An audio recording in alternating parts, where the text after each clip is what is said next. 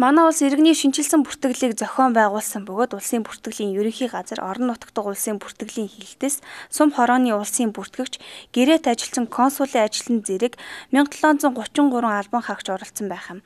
Мөн орон нутагт 500 ажлын хэсгийг төр байгуулан ажилласан байна.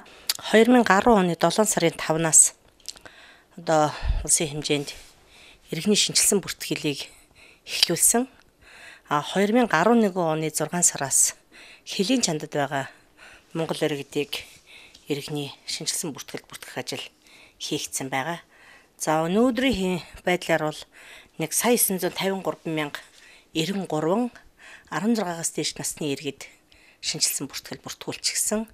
812,000 гаруй 16-аас доош насны хүүхдүүд эцэг эх, асран хамгаалагч, харгалзан дэмжигчдэрээ бүртгүүлсэн.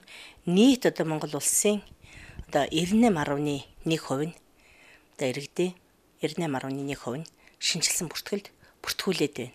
За бидний тооцоолж байгаагаар бол иргэний шинжилсэн бүртгэл бүртгэгдээгүй 1.9 иргэн Хилийн чандад ажиллаж амьдарч байгаа. Мөн бичиг баримтны зөрчилтөө хорих ангид ял эдэлж байгаа гэх мэтүүд ангилалд хуваагдаад бүртгэх ажил явагдаж байна. Түүнчлэн тухайн цаг үеийн нийгмийн эдийн засгийн байдлаас хамааран иргэн болон бүртгэлийн ажилтны санамсаргүй болон санаатай болгоомжгүй үйлдэл зэргээс улбаатай иргэний бүртгэлийн зөрчил байсаар ирсэн бол харин одооноос эхлэн тухайлбал 2012 оноос эхлэн иргэний бүртгэлийн зөрчил нэг мөр арилж байгаа юм а.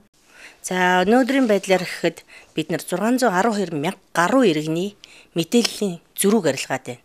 За энэ мэдээллийн зөрүү дотор бол нэгдүгürt регистрийн дугаарын зөрчлүүд орж байна. Өөрөөр хэлбэл хүү солигдсон, төрсөн онсаар өдөр нь зөрсөн байж байна. За мөн мэдээллийн сандах эцэг эх овг нэрийн зөрүү. За энэ эцэг эх овг нэрийн зөрүү бол манай энэ 612,000 гаруй зөрчлийн бараг 48% нь эзлэж байгаа. Ийм зөрчил байна.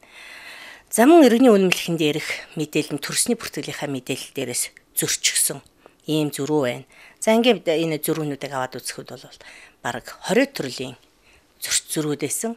За энэ зөрүүнүүдийг зөрүү гарилгаад ямар ч байсан Монгол улсын иргэний шинжилсэн бүртгэлд орсон сая 900 мянган хүний 3 иргэн тутмын нэг нь бол мэдээллийн ямар нэгэн мэдээллийн санд мэдээллийн ямар нэгэн зөрүүтэй буюу зөрчилтэй байсан. За энийг бол өнөөдрийн байдлаар засаад за нийт өнөөдөр бүртгэгдсэн иргэдийн 17,900 буюу 1.1% нь л мэдээллийн зөрүүтэй. Энийг бид нар засаж залруулад явж байгаа.